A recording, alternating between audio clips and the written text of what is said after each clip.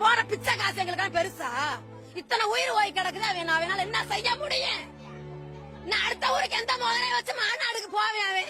அவன் மாநாட்டுக்கே போக கூடாது. போனான்னு வச்சுக்கோங்க, நான் சொல்றேன், அவன்கிட்ட சொல்லுங்க, நான் போடுற செருப்ப கட்டியாவது அடிப்பேன். இவன் போய் நீ சொகுசா படுத்திருக்கிற ஏசியில, நாங்க கிடக்குறோம் வீதியில கிடக்குறோம். நாங்க வீதியில கிடக்குறேன். பாப்பா எங்க குடும்பத்தை அரசியல் பண்ணுங்க வேணாம்னு சொல்ல, அதுக்காக கூட்டத்தை கூட்டி இந்த மாதிரி நெருக்கடி பண்ணி மற்றவங்களுக்கு மாசு காட்டி மற்றவங்க இருக்கிறவங்க எல்லாம் சாக வச்சு நீங்க அரசியல் பண்ணுங்கிறது என்னங்க இருக்குது? அப்பாவே இல்லைங்களா? நீங்க 8:45 நாமக்கல் வர சொல்லிருக்காங்கல்ல, அப்ப 8:45 நீங்க சென்னையில கிளம்புனீங்கன்னாக்கா அப்ப கூட்டம் கூடட்டும், இப்படி நெருக்கடி பட்டி சாகட்டும் அப்படிங்கறதுக்காக நீங்க அங்கேயே இருந்தீங்களா? நீங்க டயத்துக்கு வந்திருந்தீங்கன்னாக்கா இந்த மாதிரி ஓரளவுக்கு நல்ல இதா இருக்கும்ல. 2 பிள்ளைங்களும் போயிருச்சு. விஜய் பார்க்க வந்து 2 பிள்ளைங்களும் போச்சு.